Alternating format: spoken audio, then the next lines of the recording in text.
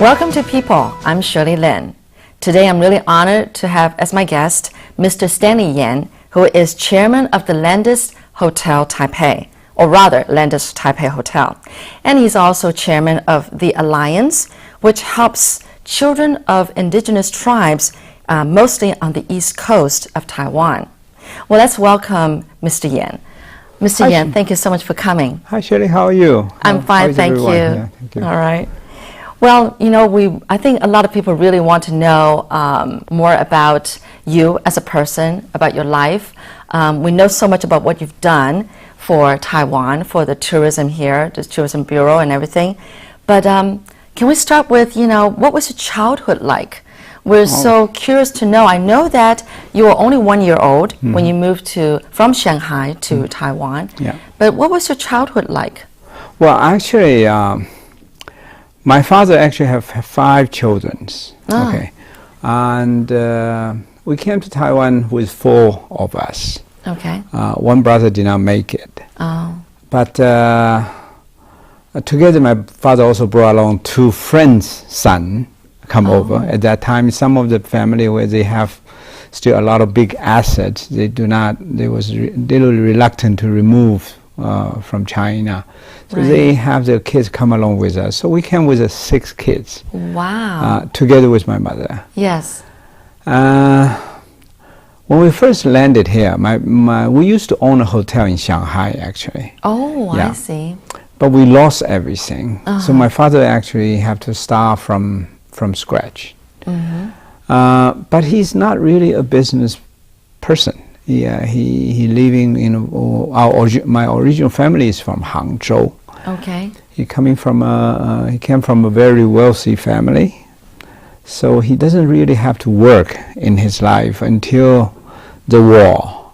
And after war, of course, we get to Taiwan. We first landed in Tainan. Okay. Because Hangzhou used to have the Air Force base there called 剑桥机场. Yes. So my father have a lot of friends. He was invited, say, come to Tainan.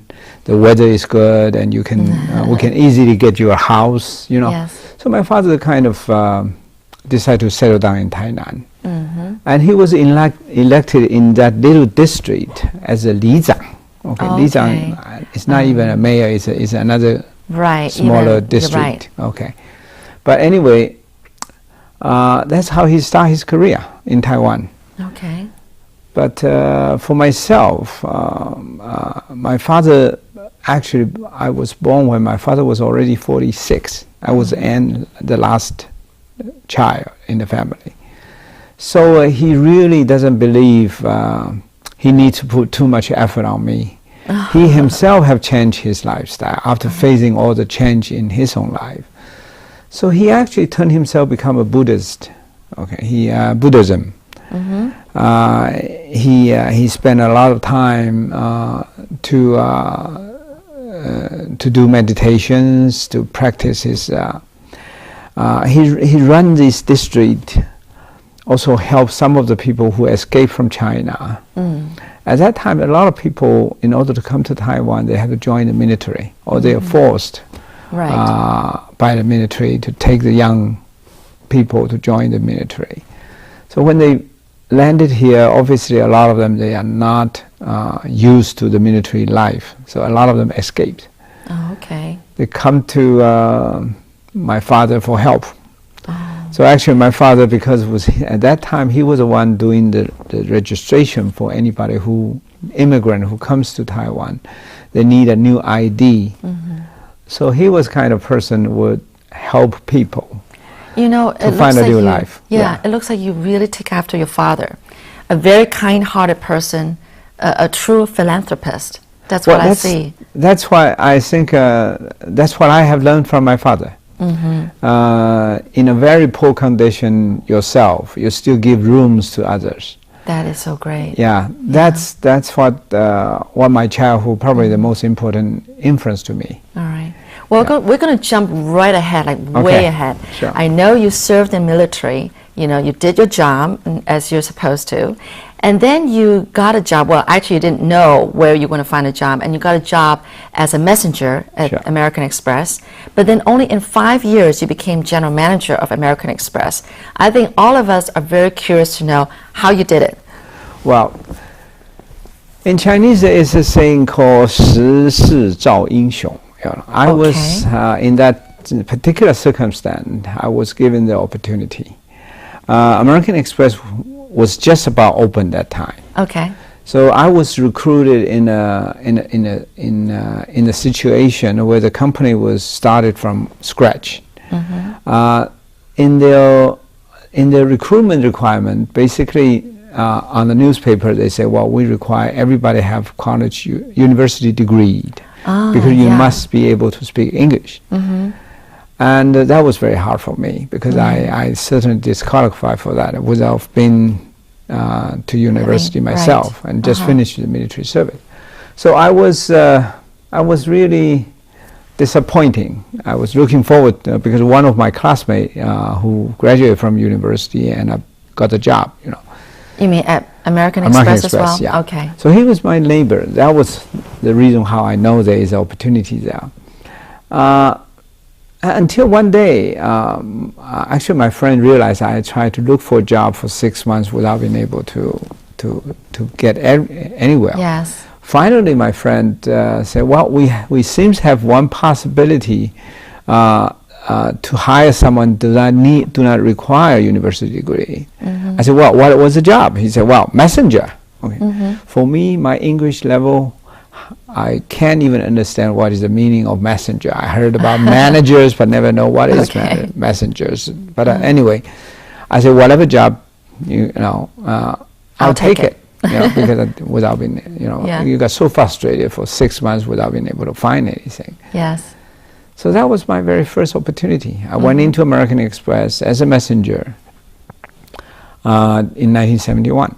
Okay, and that was a time where Taiwan actually got thrown out from United Nations. Right. It was a very difficult time for Taiwan. And I wasn't being able to speak English, to be honest. I joined the company.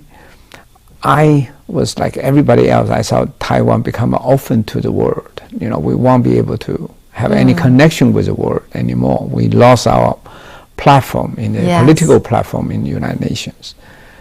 But when soon after I joined American Express, I find that was totally wrong. Okay, because American Express have a lot of credit card holders, travel check holders. I have, of course, the travelers who comes there. They pick up mails at that time, customer mails at that time. So I was very amazed. One of my job being a messenger is I have to go to the mailbox like 3 times a day. Not for the company, it's mostly for the travelers who was looking for their mails. Because American Express have 800 offices around the world. And certainly American Express become the mailing address for many customers of American Express. That's very nice of American Express to offer that kind of service. At that time, it was very hard. I know. I mean, these people are homesick, so they want to get their letters from their family. So suddenly I see a purpose. I saw every time when I went to post office, come back, I always see someone is waiting for me. Oh. And I find, wow. Your job is so important. I suddenly realized saying we are not really totally cut off the relation with foreign visitors. Actually, it didn't take me a long time to understand. Actually, tourism is a very important vehicle to making friends for Taiwan with the world. Right. And that was one of the very first inspirations for me about what is the true meaning of tourism. Right. Okay, I surely since then have committed a lot of time trying to be a host for Taiwan. Trying to be a host for Taiwan. Nobody had to ask for you my to company. do that. You did it yourself. So I immediately self-motivate myself to see the purpose of doing that. Yeah. So I think that is very good opportunity for me to discover myself, to realize I am a person full of passions. I'm a person really like to serve people with a purpose. And that really helped me to discover my real talent. Okay. Since then, I become a very positive person to any kind of challenge, and I want to do a good job, and I see there is a good purpose of doing that. And so then the big boss of American Express noticed you, right? Well, it didn't take too long for him to realize that, because for example, simple reasons. Very often I'm asked by the tourists saying, well, Stanley, would you mind to come back on Sunday to go to the post office because I'm leaving tomorrow, okay? So I would take the initiative to do that for them. You know, I would every weekend when I supposed to be my day off, I went to the post office just like normal days, you know, to pick up the mail. If I discover the mail, I would call the guys in the hotel and remind him his mail have arrived. Okay. So anyway, those are the things was not required by the company because it's my day off, you know. But I would do that, okay. And I sometimes transfer mails when I see someone who have been coming for a few more times and without being able to see the mail, and they disappointingly they have to leave. So I said, well, why don't you just give me your next address? I'll try to mail it to you. Oh, wow. And I did. At your own expense? At my own expense. At that time, I don't even know company can compensate you for that. And I only earn like $50 a month. And half of them have to go to my mother, you know. But I will reach out of my pocket and buy a post stamp and send it for them. So accidentally, obviously, without my notice, there are some people will come back and send me. They would write back some postcards, tell me how grateful they are. And there are people who write directly to the GM. Oh, okay. So you got a staff to did some extraordinary work. Yes. So the GM start to recognize that it's someone, are serving the customer with full of passions. So they start to offer me the very first job will require a university degree. You know, at the same time, my English start to pick up. I finally see a reason and purpose of learning English. Of course, English is still getting rusty. And I don't think so. You're for a fine. long time. Yeah. But yeah, since then, I certainly try hard to pick up my language. Wow. How did you exactly learn the language? I mean, for our listeners, you know, Taiwanese people are afraid to open their mouth and speak up because they're afraid to make mistakes.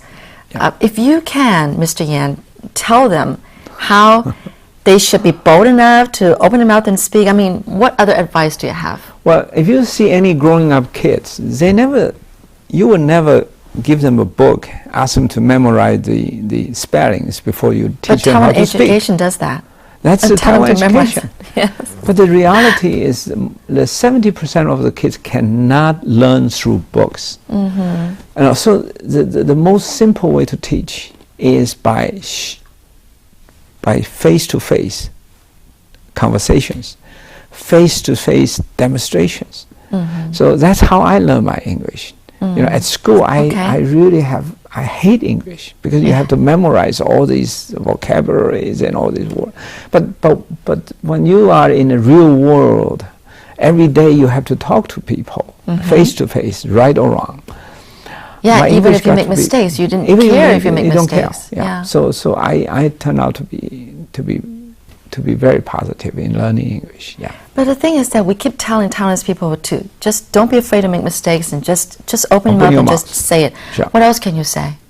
That's the only thing I think. Really? They just need to, you know, you have to find any possible opportunities. Open your mouth. Yeah. You know? And of course you have to learn about other people's culture.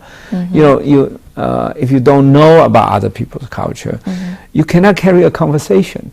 You can only speak something out of your own knowledge. Right. And that doesn't go too long. Yeah. The only thing can break through that barrier is that you start to showing interest about what other people came from, what was the reason they're coming over here, or what you can learn out of the conversations.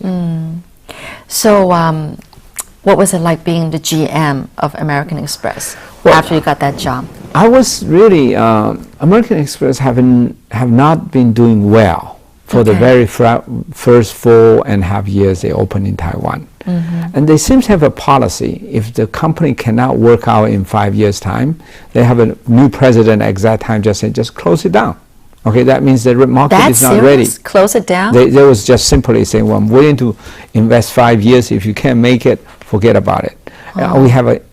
We have a very tough CEO at that time. Yes.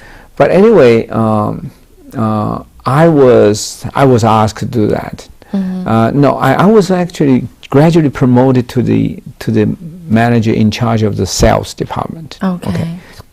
So I realized the company was too conservative. They're trying to copy whatever they're doing in America. American Express have its high profile, but when you come to a new country like Taiwan, it is very hard. Right. So finally I have to recommend to the country, say, no, this is not right, to the company. I said, unless you have to turn around, make a new approach, you cannot make it. All right. So the general manager, without having any choice, took my advice. And in half year, almost nine months' time, I managed to turn around the company from a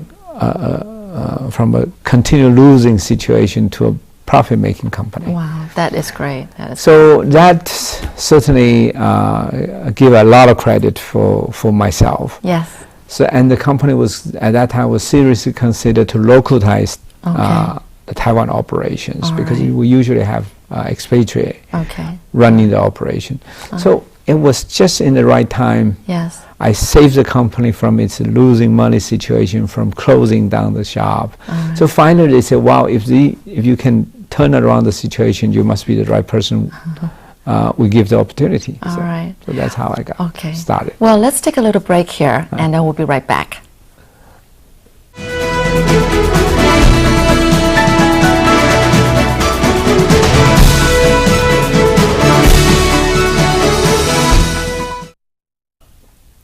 Well, welcome back. You're watching People, and I'm Shirley Lin. And today my guest is Mr. Stanley Yen, who is chairman of the Landis Taipei Hotel and chairman of The Alliance. And we'll find out more about what that is all about. Now, Mr. Yen, you went from general manager of American Express to realizing the importance of tourism, as a way of opening up Taiwan to the world. Now, that got you thinking and being involved in a lot of things. And the impression you've given to the Taiwanese people is that you have huge global visions for Taiwan and its tourism and I don't know, whatnot. So can you talk a little bit about that? Well, actually, to make it short, throughout my life, from very day when I was a messenger until I become the chairman of the Taiwan Visitor Association, I become, chairman for many other organizations in the world. For only one purpose. I feel that tourism, for many people, just thinking about it's just one of the business. But to me, I think tourism is the best vehicle to making friends for the countries, for whatever you're coming from. Okay, so I carry that with a lot of passions. So I want to make friends for Taiwan. I joined leading hotel of the world. I was once the chairman for the leading hotel of the world, Asia Pacific. Right. I joined Young Presidents Organization. I run the World Conference in Taiwan as a chairman. I run the Trans-Pacific Conference in Taiwan. I joined PARA, Pacific Asia Travel Association, for only one purpose, to making friends for Taiwan. But by doing that, you're attending all these international organizations, you make yourself become more globalized, and you realize what other people is doing for their own countries. So when I learn all this, when you come back, you realize at first you think you are trying to making friends with others. Actually, they give you a tremendous opportunity to learn something yourself. So a lot of my knowledge, or people so-called my global vision, is based on because my participation in different organizations, my physical attending for many important conventions, and of course with a lot of passions. So when you come back, you're trying to open your big mouths and trying to influence the decision makers, trying to tell the young peoples, you're trying to warn the societies what they're doing wrong or what they should focus themselves. And how much of an influence do you think you've done on the government, on the people in Taiwan, with all this, you've been doing a lot for Taiwan, traveling abroad, going to conferences, and bringing back so much information and knowledge and a lot of valuable advice for the Taiwanese people and the government, I'm sure. How do you think we've been doing so far? Well, never enough. Never enough. I have written about 6 books. Yes. Okay? There are books talking about the future of Taiwan. There are books communicate with young students. There are books talking to people about you have to be an angel to yourself and to others. Okay. Most recent book I talk about education. Yes. Okay. I discovered Taiwan is very backward. Okay. We have such a huge education resources. Yes. We have 165 universities. Out of 22 million people. You know, practically every kid can go to university and they still have some leftovers, you know, have extra space. So obviously we grow ourselves to a situation. We make young people believe going to university is a solution. But it is not a solution unless you truly learn something that you're able to do well. Right. So yeah, I wrote a new book, and the book seems selling very well. Okay. But the more important is we have to change the policymakers. Okay. I was invited by the previous government to the presidential office to give speech. You know, I did about 3 speeches. Yeah. And the current government, yes, I did. I also invited to the presidential office to give speech. I went to the public. I'm one of the popular speakers in Taiwan. Yes. But it's never enough. You know, you can never, depending on one person, change the whole situation. Yeah. I understand that you're doing a lot over on the East Coast, especially helping the children of indigenous tribes. Can you talk a bit about that, how you got started with that part? And I know you're putting a lot of your time in it. Apparently just in July, you were busy over in that area, the East Coast, with a lot of like English camps and children's camp and everything. Yes. Yeah, you're turning young yourself.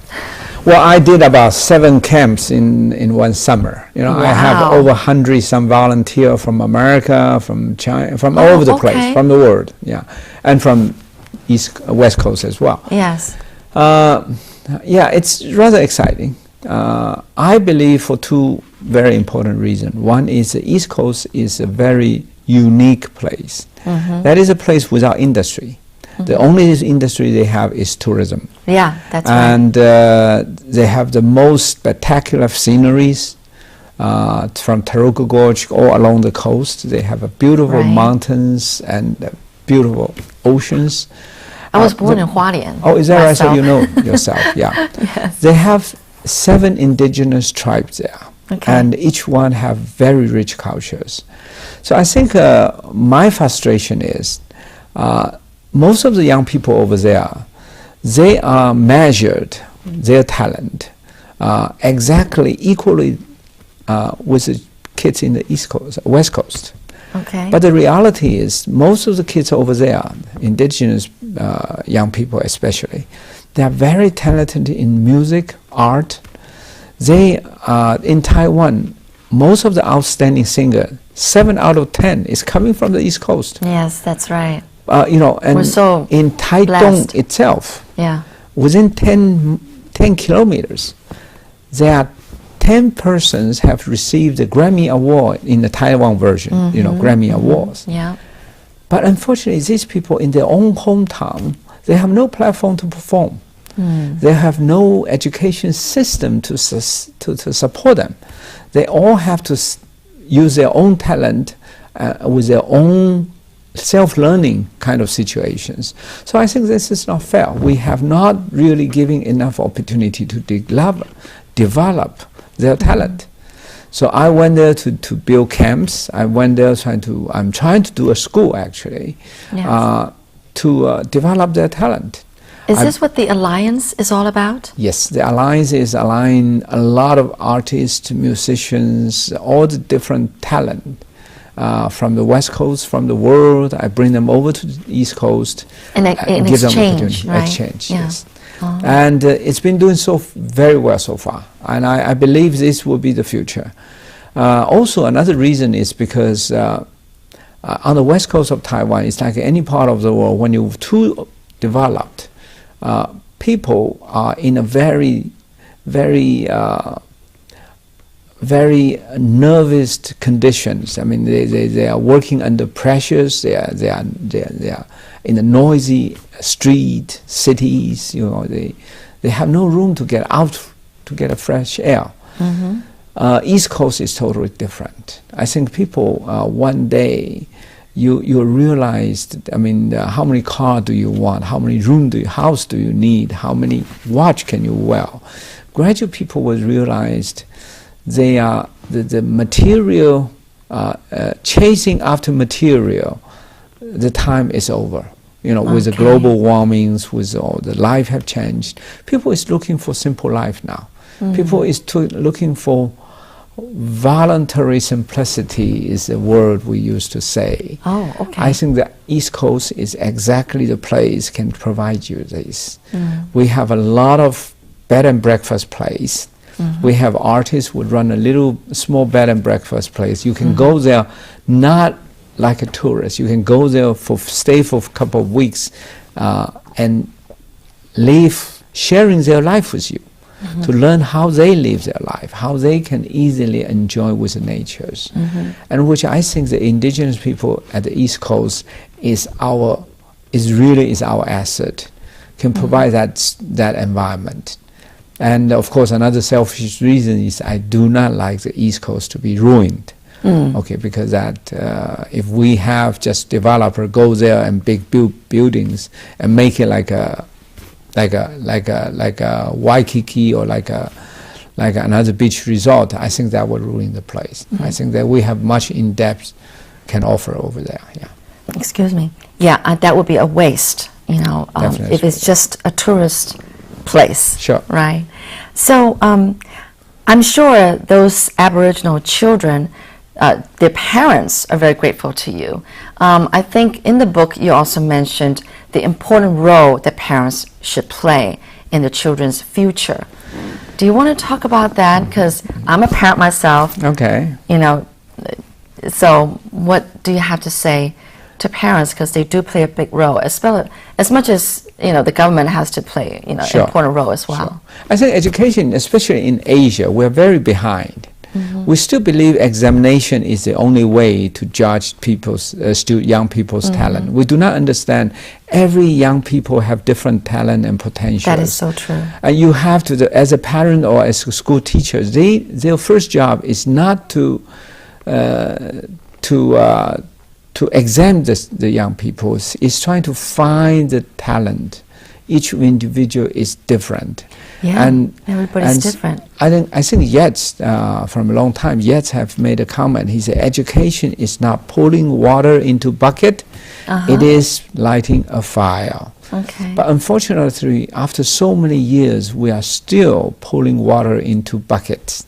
In Taiwan, we call it 填鸭式教学. Yes. We're force-feeding knowledge to their knowledge. Force-feeding.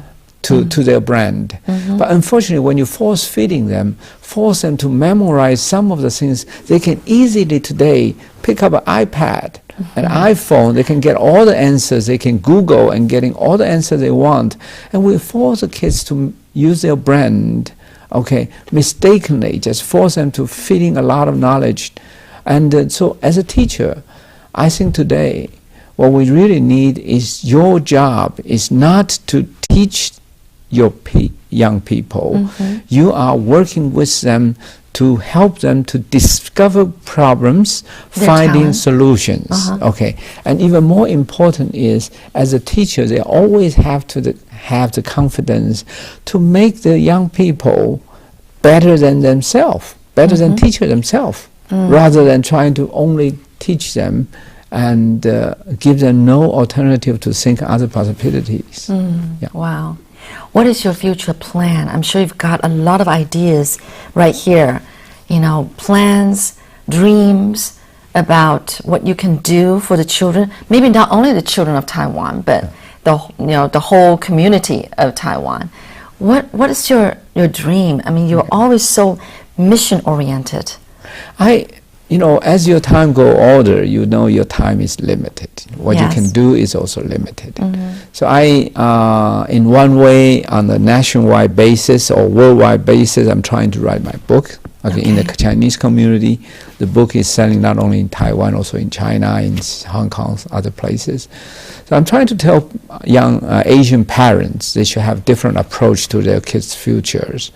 And the other thing is I'm concentrating myself at the East Coast. I believe instead of trying to do a little bit of everything everywhere, I should focus myself and trying to in one area. Trying to really try hard, learn hard, and finally you can demonstrate something that can work. Right. You need some adjustments. You need to make some effort, but at the end, I hope that can be something for other destination can follow, or for the government can consider. Yeah. But it seems that you're starting to focus mostly on the art or the music area art, first. Culture, their talent. Yeah. And I'm trying to, for example, I'm seriously thinking about building a vocational school with bilingual vocational school. Good, good. Because when you have a bilingual vocational school, you let the young people really connect the world. Oh, which in that Taiwan, is so true. Yeah, you never have a vocational school have bilingual. All right.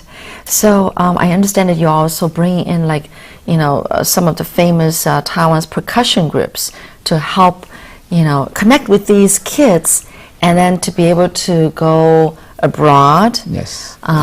You know, spread their influence, show their talent. Yeah. And are you going to be taking up a musical instrument yourself, or do you already know? No, I used to play violin. I was a conductor myself. Okay. But it didn't take me a long time to realize I'm just an amateur. Oh. Yeah, so. What role do you play when you go to these camps? You gave a speech, you do classes? No. You play with them? I have all the best people. I find the best people do that. Oh. All my job is to say thank you to everybody. Oh, I see. and yeah, I have, of course, a strong administration team. Yes. I have to back them up. Yeah, all right. Sure. Thank you so much, You're Mr. very Yen. welcome. I've learned so much from you. Wow. I really appreciate your big heart.